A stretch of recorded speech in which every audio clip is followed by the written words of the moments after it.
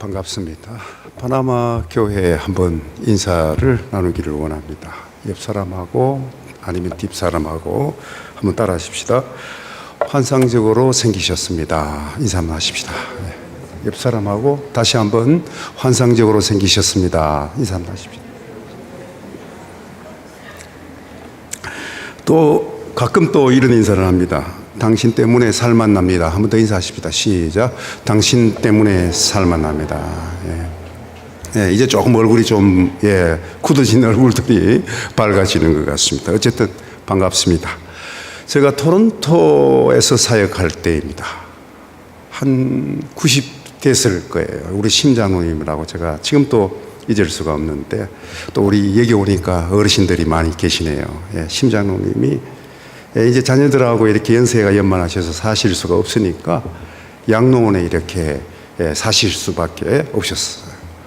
그래서 뭐 혼자 계시니까 늘 적적하시니까 목요일마다 제가 신방을 했어요. 양로원에 신방을 해서 장로님 건강하시죠? 라고 그렇게 하시고 또 말씀을 이렇게 읽어드리고 그 다음에 이제 말씀 읽어드리고 난 다음에 장로님 뭘 기도해 드릴까요? 라고 하면 한 번도 변함없이 제가 살아계실 때까지 기도의 제목이 목사님 우리 미국에 있는 자녀들 또 한국에 있는 자녀들 또 이 토론토에 있는 이 자녀들을 우리 자녀들을 위하여 이 말입니다. 하나님 영광을 돌리게 해주세요 라고 그 기도해 주시면 됩니다 라고 그렇게 부탁을 하더라고요. 가만히 그걸 제가 토론토를 떠난 지 오래됐는데 지금 또 파나마 사역을 하고 있지 않습니까?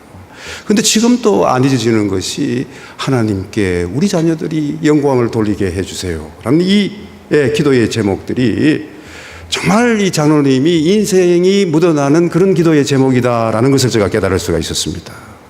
죄 많은 세상에 또 환난 많은 세상에 또 어려움 많은 세상에 질고 많은 세상에 구질구질하게 살아갈 수가 있겠습니까? 우리 아이들이 하나님께 영광을 돌리게 해달라고 하시는 그 심장로님의 그 기도의 제목이 지금 제가 이 아이들이 우리 아이들도 여기 지금 3명 밴쿠버에 있습니다.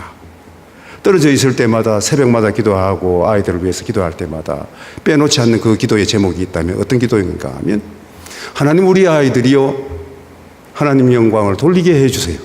제가 그 기도를 따라 하게 되어지더라고요. 좋은 기도의 제목이죠. 한번 따라 하십시다. 우리 자녀들이 하나님 영광을 돌리게 해 주시옵소서. 시작. 우리 자녀들이 하나님께 영광을 돌리게 해 주시옵소서. 그렇게 기도하시면 여러분들이 방향 문제로 또 결단하는 문제로 힘들어하는 그런 인생들이 덜 인생을 소비하는 것 같다라는 것입니다. 특별히 여러분들에게 또 묻고 싶은 것은 여러분들이 왜 살아가십니까? 왜 살아갔느냐고 제가 물어보고 싶습니다. 왜 살아가십니까? 아니면 여러분들이 아시는 바와 같이 여러분의 인생의 목적이 무엇입니까? 여러분 인생의 목적이 무엇인가라는 거. 하나님 보내신 그 의도가 분명히 있지 않겠습니까? 그 목적이 무엇인가? 모름지기 세인트라고 불려지는 이 성도는 하나님의 영광을 위해서 우리가 살아가야 되지 않겠는가라는 것을 우리가 인식해야 되지 않겠습니까? 그래서 이 고린도전서 10장 31절에 사도 바울은 이렇게 말씀하시고 있습니다. 그런즉 너희가 먹든지 마시든지 무엇을 하든지 다 하나님의 영광을 위하여 하라. 하나님의 영광을 위하여 우리가 이 땅에 존재하는 목적이다라는 것입니다. 우리가 살아가는 그 방향, 이 인생의 이 좌표, 사표, 이정표가 무엇이냐라고 묻는다면 하나님의 영광이 아니겠는가라는 말씀이죠. 내가 과연 이 한 행보 한 행보 옮기면서 한 발자국 한 발자국 찍어가면서 정말 이 하나님의 영광을 위해서 우리가 이 한 행보를 옮기고 있는가? 또 아니면 이 한 시간 우리에게 주어진 이 시간 가운데서 하나님의 영광을 위하여 우리가 살아갈 수 있는 그 패턴들이 어떤 패턴들이 있겠는가 한번 생각을 해 보았습니다. 어떻게 살아가면 하나님의 영광을 위하여 우리가 살아갈 수가 있을까요? 먼저 저는 하나님의 영광을 위하여 살기 위해서 꼭 필요한 것이 있다면 이 스피릿이 있는가, 정신이 있는가 라는 말씀입니다. 사람이 육신보다도 외모보다도 그 속에 어떤 생각을 하고 있는가, 이것이 굉장히 중요하지 않습니까? 하나님의 영광을 돌리기 위해서는 이 외모보다도 능력보다도 그 사람 속에 담고 있는 그 생각이 바른 생각을 하고 있는가, 썩은 생각을 하고 있는가, 이 참된 스피릿 정신이 정말 이 내면의 자리를 잡고 있는가, 이 생각이 굉장히 중요하다라는 이야기입니다. 그래서 여러분들이 어르신들이 기억하는 것처럼 우리는 무하마드 알리를 기억하고 있을 줄 압니다.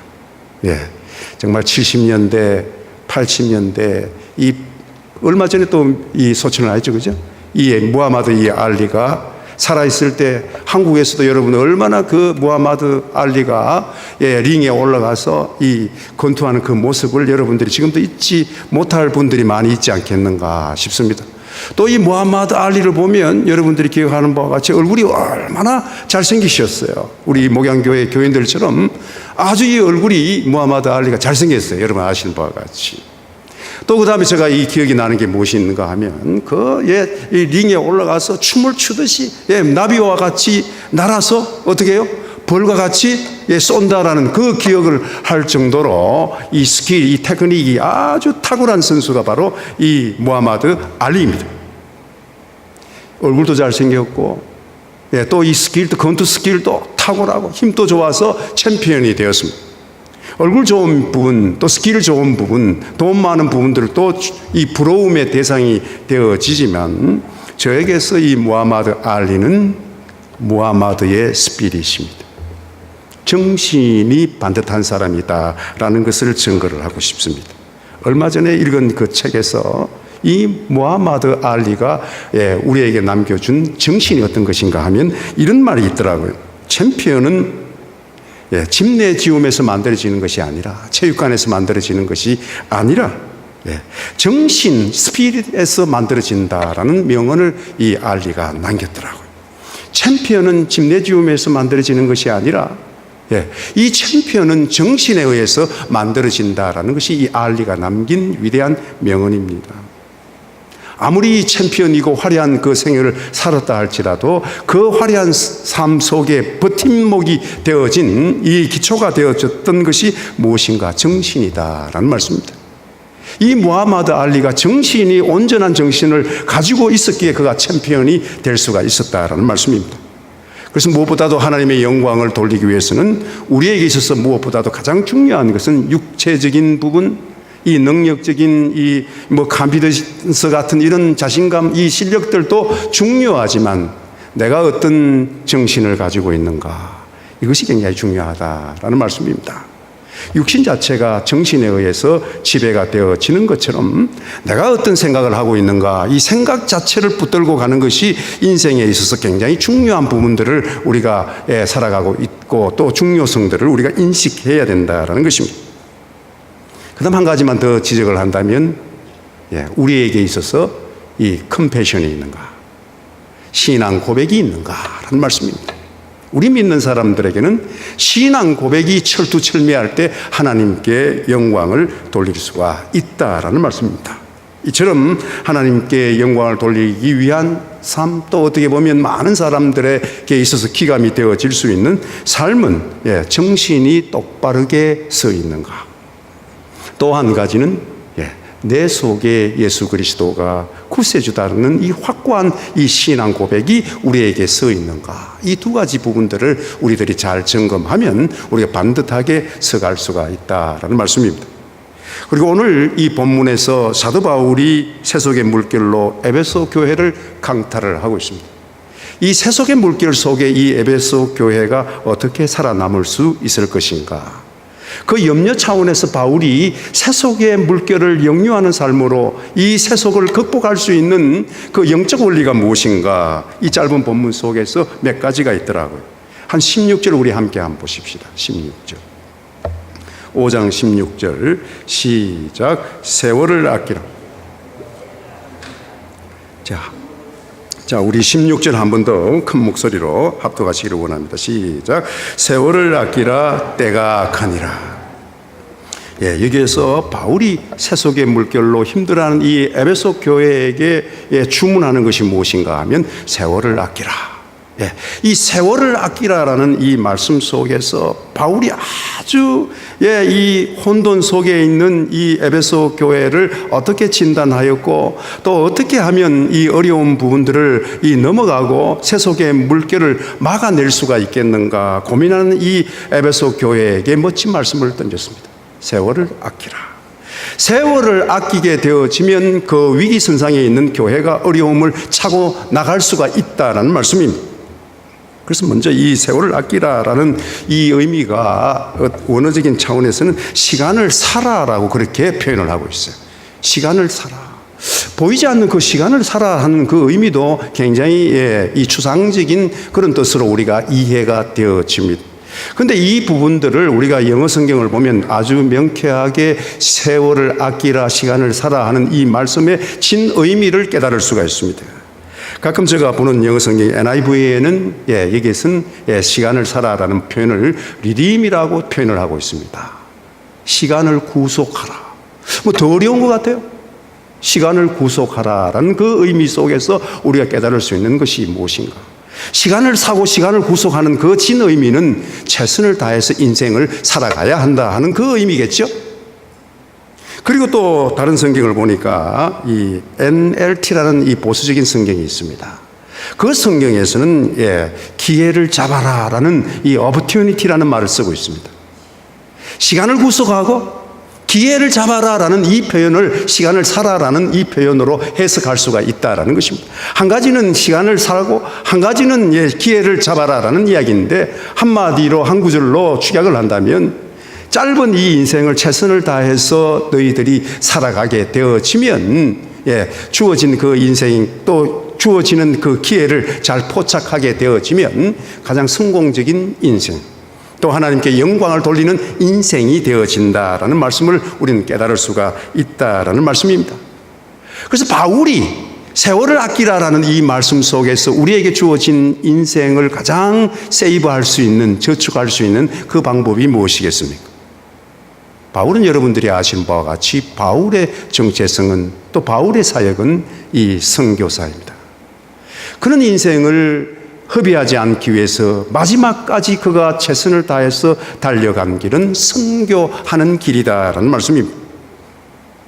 그래서 세월을 살아 세월을 아끼라라는 이 말씀 속에서 우리에게 이 컨텍스트에게 우리에게 다시 적용을 한다면 우리가 어떤 은혜를 이 본문 속에서 접할 수 있을까요?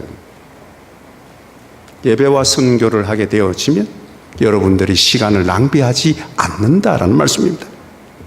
이제 8월에 여러분들이 선교하러 파나마에 내려올 것인데요.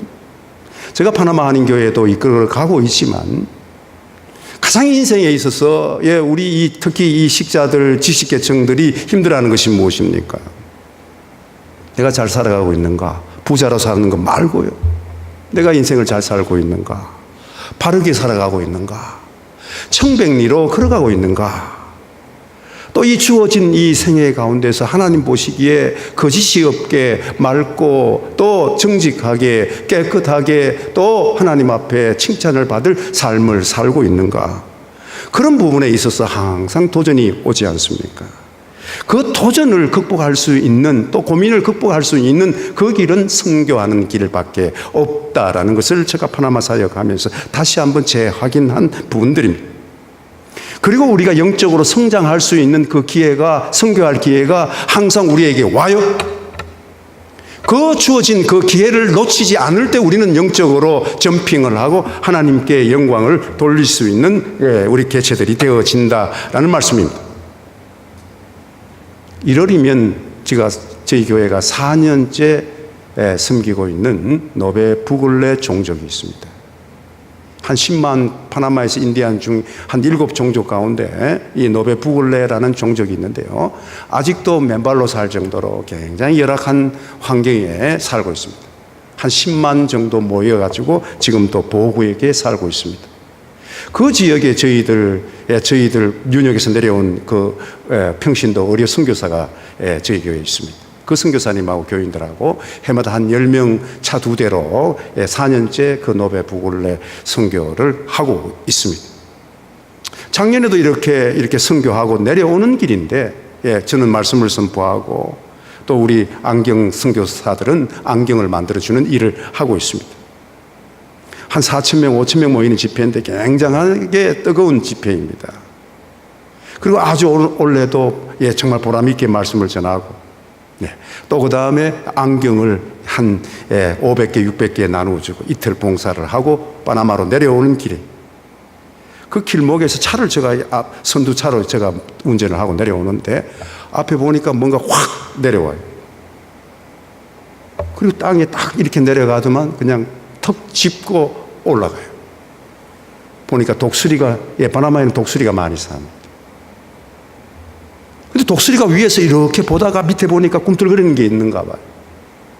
그리고 그냥 아주 손살같이 급강하여서 또 딱 치고는 이 비상하지 않습니까? 독수리의 특징이에요. 그죠? 보니까 이 두 다리로 찝고 올라가는 게 큰 이 구름이에요. 뱀이 열대 지역이니까 뱀이 많거든요. 뱀을 찝어가지고 이렇게 올라가는 일이에요. 올라가는. 그걸 교인들이 차 안에서 다 보았다라는 얘기예요. 독수리는 기회를 놓치지 않았습니다. 여러분들도 하나님께 영광을 돌릴 수 있는 기회가 있습니다.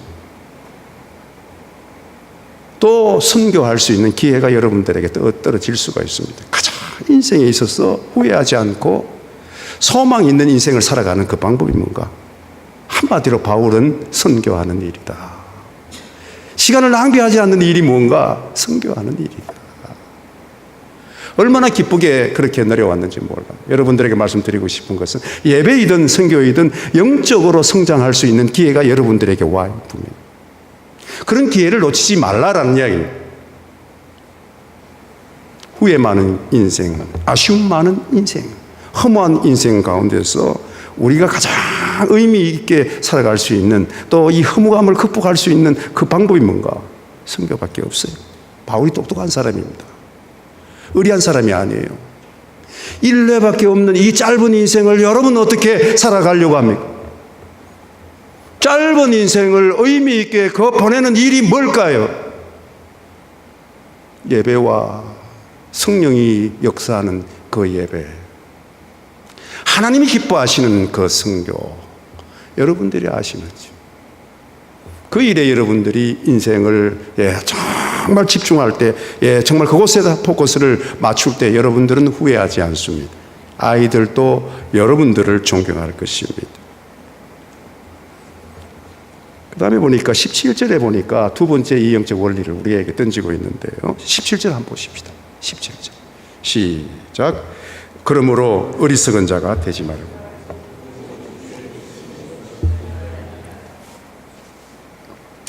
여기에서 핵심적인 포인트는 여러분들이 아시는 바와 같이 주의 뜻입니다. Lord's will이라고 하지 않습니까?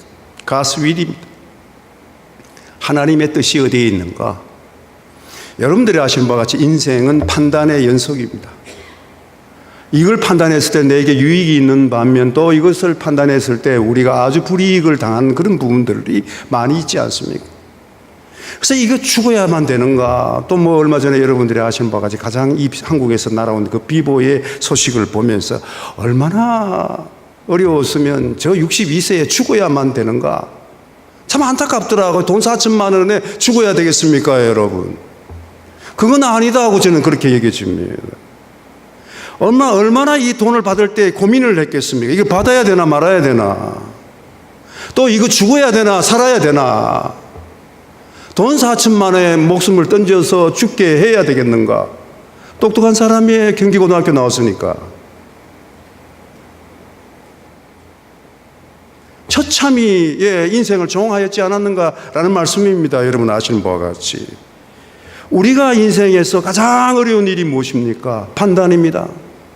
하나님은 바울을 통해서 우리에게 요청하는 것이 무엇인가? 네가 이성을 의지하는가? 하나님을 의지하는가? 이거예요. 하나님이 주인이 되어지는 사람은 하나님의 뜻을 찾습니다. 우리 주님이 선행적으로 아버지 뜻을 따라가는 그 순종의 도를 우리에게 보여주셨습니다. 아버지여 이 잔을 내게서 지나가게 하옵소서. 하오나 아버지여 내 온대로 마옵시고 아버지 뜻대로 되기를 원하나이다. 마태복음 26장 39절 말씀. 이 잔을 지나가게 하옵소서 하오나 아버지여 내 원대로 마옵시고 아버지 뜻대로 되기를 원하나이다. 철저히 자기를 내려놓고 자기 부정을 하는 삶 가운데서 자기를 죽이는 예수 그리스도의 이 삶의 원리 가운데서 우리가 배워야 될 것이 무엇인가? 이성을 의지하지 않고 아버지 이 명령이 무엇인가? 하나님의 뜻이 어디에 있는가? 교회도 그렇지 않습니까? 사업도 그렇지 않습니까? 결혼 문제도 그렇지 않습니까? 이성을 의지합니까? 여러분 가문 아버지를 의지합니까? 엄마를 의지합니까? 오늘 바울은 명쾌하게 우리에게 지적해 주는 말씀은 아버지 뜻이 어디에 있는가? 아버지 뜻을 따르게 되어지면 우리는 현명한 판단의 자리에 선다라는 것입니다. 이제는 이 말씀을 들으면서 우리 목양교회 교인들이 어떻게 해야 하는가? 이 번영신학의 한계라고 불리어지는 이 구복적인 그 물질의 노예가 되어져 있는 그 삶의 차원은 적어도 넘어가라라는 거예요. 주시옵소서. 부어 주시옵소서. 해결해 달라고 악을 쓰지 않습니까? 하나님의 뜻보다도 내 의지를 앞세우는 그런 패턴의 모습이 번영신학의 산물이라면 오늘 이 본문 속에서 바울이 인생을 경험한 후에 야곱과 같이 세상 사람들이 정말 반복적으로 걸어가는 어리석은 인생을 우리가 또 걸어가야 되겠는가? 그건 아니다라는 것입니다.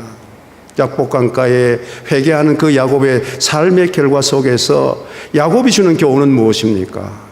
내 이성을 의지하지 말고 하나님 뜻이 어디에 있는가? 하나님 앞에 이 항복하는 삶, 그런 삶이 궁극적으로 야곱을 행복하게 하고 또 후대의 믿음으로 살아가려고 발부둥치는 우리들이 앞으로 어떻게 살아가야 할 것인가 방향을 정확하게 제시하고 있다라는 것입니다. 그래서 이성적인 것보다도 아버지 뜻이 어디에 있는가? 이것이 지혜로운 삶이다라는 것이죠. 그래서 여러분들 고백 가운데서 이제 따라 한번 하십시다.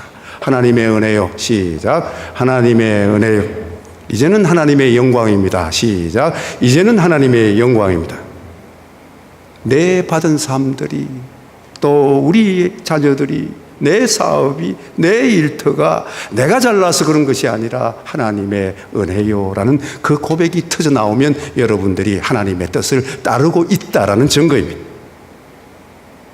그리고 이제 내가 하나님의 영광을 위해서 따라갈 거예요 라고 영광이라는 말씀이 여러분 입 안에서 터져 나올 때 여러분들은 이성을 의지하는 것이 아니라 하나님을 의지하는 사람으로 하나님의 뜻을 따르는 사람으로 변모되어지고 있다라는 사실을 깨달으면 좋겠다라는 말씀입니다.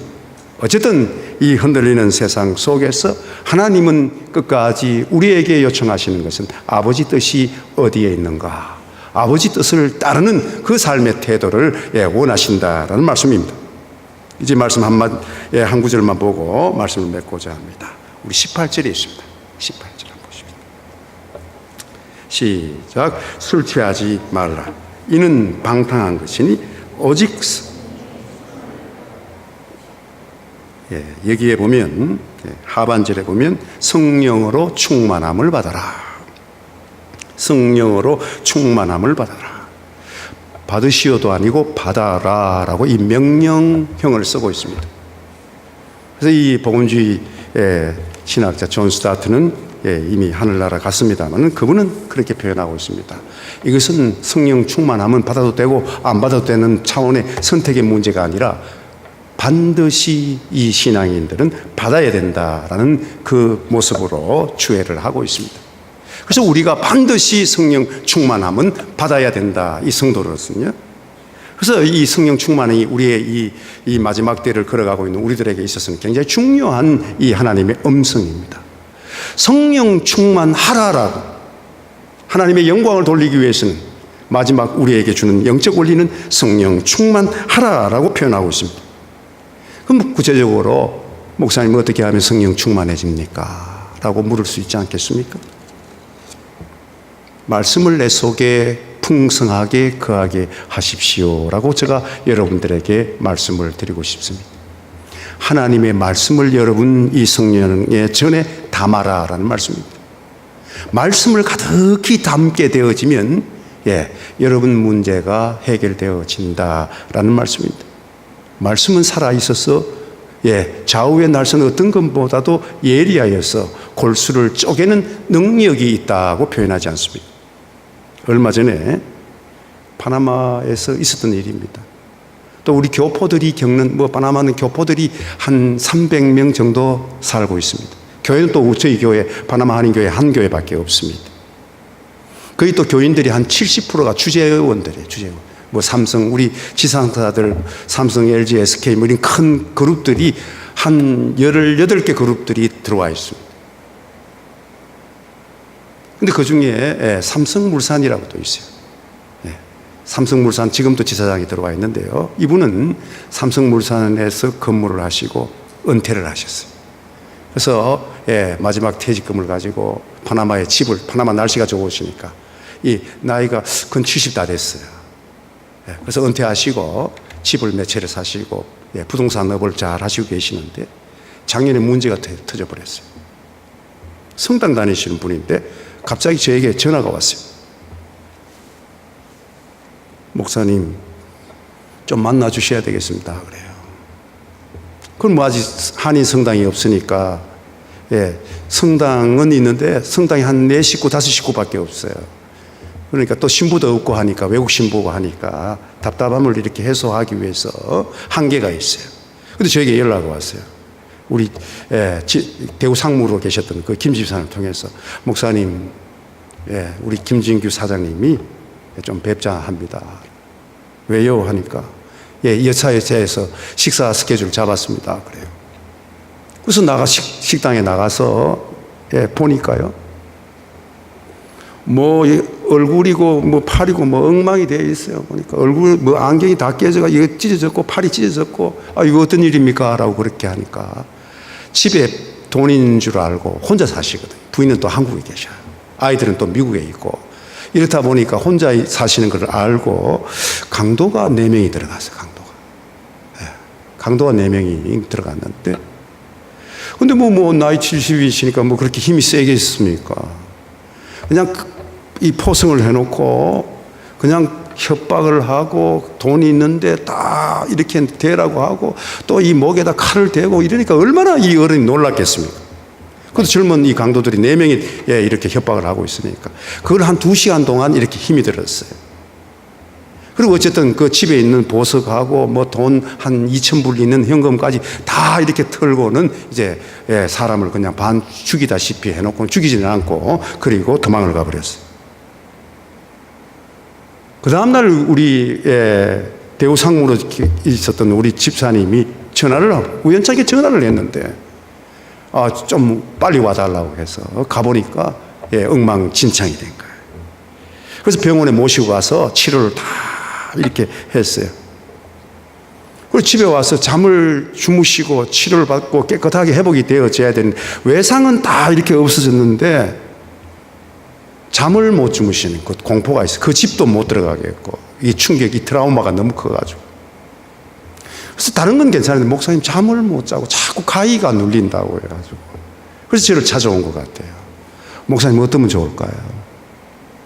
이 마음이 닫혀 있는 거니까, 정신이 닫혀 있는 거니까 이 서전으로 어떻게 메디컬 닥터로 해결할 수 없는 부분들이 많더라고요. 그래요 라고 그렇게 이야기를 드리고 제가 시편 23편을 읽혀드렸습니다. God is my shepherd라는, 하나님은 나의 목자십니다. 이 말씀을 이렇게 읽어드리니까 평안함을 느끼는지 울더라고. 눈물 툭툭 흘리시더라고. 하나님이 회복해 주실 것입니다. 김 사장님, 하루에 이 구약을 3번 드세요. 아침에 일어나셔서 식사하시기 전에 한 번 드시고, 또 점심 드시기 전에 11시 반에 30분 드시고, 주무시기 전에 30분 드세요. 하루에 30분씩 읽고 묵상하시고, 읽고 묵상하시고. 그 다음 만날 때 제가 2번째 말씀을 드렸습니다. God is my refuge라는, 하나님은 나의 피난처시. 시편 46편 1절입니다.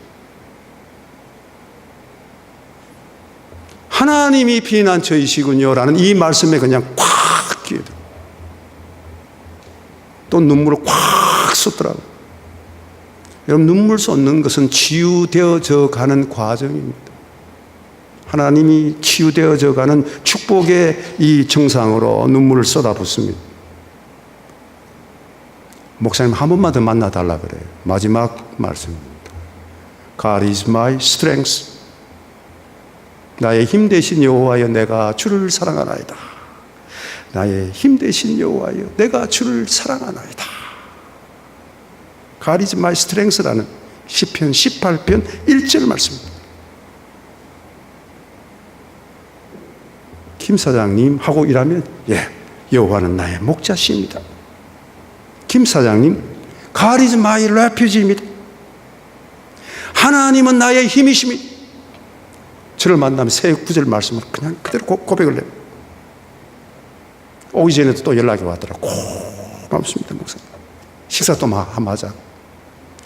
제가 유능합니까? 아니에요, 여러분. 말씀이 유능하다라는 이야기입니다. 그저 말씀을 넣어라, 말씀을 넣어라, 말씀을.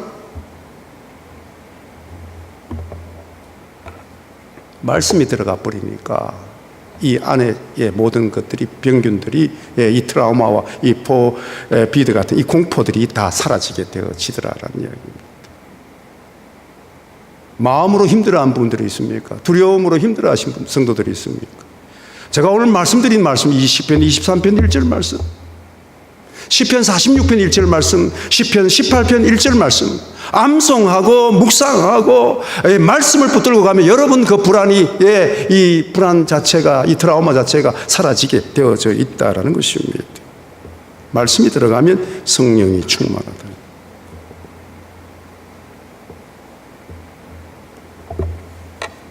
야고보서 1장 27절에 고아와 장애자와 가부와 약한 자를 도와줄 때 성령이 충만해집니다.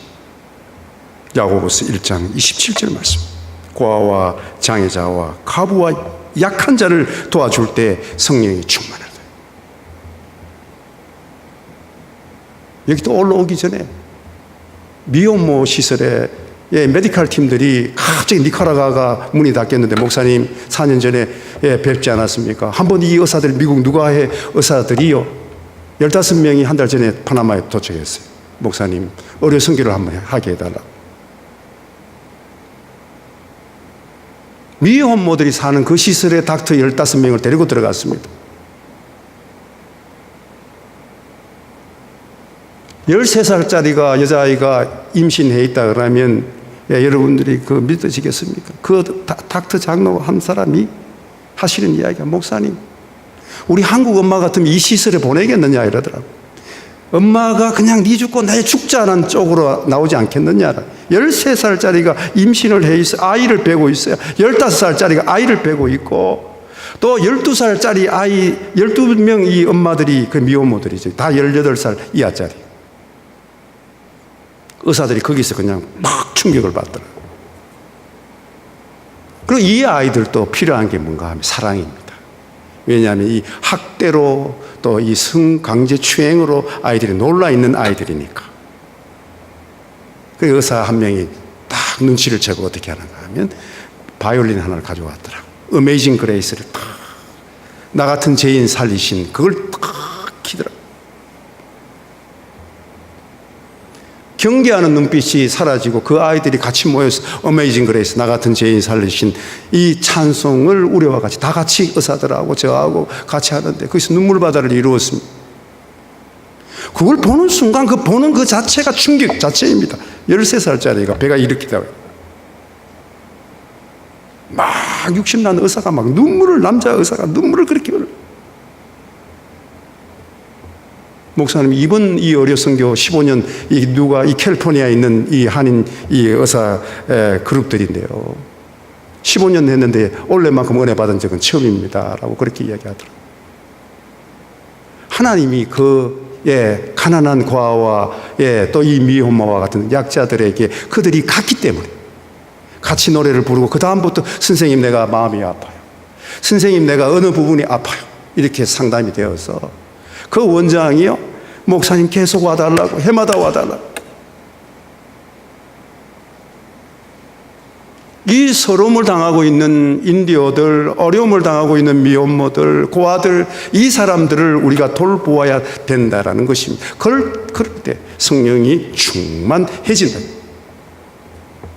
그래서 이 마지막 때에 무엇보다도 우리에게 있어서 정말 믿음 있게 살고 싶은 것은 성령 충만해야 된다라는 말씀입니다. 혼돈과 질환과 살벌한 이 경쟁사회 속에서 캐나다에서나 한국에서 우리가 이제 어떻게 살아가야 할까요? 세월이 흘러가는 대로 나그네처럼 살아갈까요? 아니면 세상을 원망하는 이 염세주의자처럼, 허무주의자처럼 세상을 포기하며 살아가야 할까요? 아니면 내만 살면 된다라는 이 극단적 이기주의자로 살아가야 할까요? 흔들리는 이 터전 위에 서 있는 우리들이 살아가야 할 방향성은 선교하는 삶입니다. 세월을 아끼는 삶입니다. 무엇보다도 혼란스러울 때 초지일관 변함이 없는 나의 삶은 하나님 뜻대로 사는 거야. 하나님 뜻을 앞세우고 하나님을 주인으로 모시고 살아갈 때 여러분 인생은 행복할 수밖에 없다라는 것입니다. 왜 믿는 사람들이 쓰러집니까? 성령 충만하지 않기 때문입니다. 성령 충만할 수 있는 그 방법, 영적 원리를 제가 말씀을 드렸습니다. 말씀을 집어넣으세요. 말씀을 내면하여. 어려운 고아와 내보다 더 어려운 이웃을 여러분들이 헌신적으로 도와줄 때 여러분 영성이 회복이 되어진다라는 것입니다. 지금 또 눈에 선한 것이 누구인가 하면 프랑스의 위대한 월드컵 영웅 음바페입니다. 음바페가 왜 위대합니까? 잘생겼어요, 흑인이. 그 파이널 결승전 골을 넣는 그 모습도 아름답고 달리기를 질주하는 그 모습도 아름답지만 월드컵의 전 수익을, 그 수익 4억이 넘는 그 돈을 가난한 이 이웃에게, 아동들에게 기부하는 그 어린 음바페의 삶을 보면서 우리가 깨달을 수 있는 놀라운 은혜는 무엇입니까? 내가 내면에 썩지 않게 하려면 이 은혜를 바깥으로 퍼내어야 내면이 썩지 않는다라는 것입니다. 그 젊은 친구지만 내면을 썩지 않게 하는 방법이 뭔가? 퍼내라라는 이야기입니다. 기부하라라는 이야기입니다. 기부를 할 때, 우리는 뭐 헌금을 하니까, 그죠? 이 기부를 할 때, 우리는 내면이 썩지 않게 되어져 있다라는 사실들을 깨달으면서 주위의 어려운 이웃들을 찾아가는 선한 사마리탄들이 되시기를 주의 이름으로 축원합니다. 아멘. 기도하십시다. 고마우신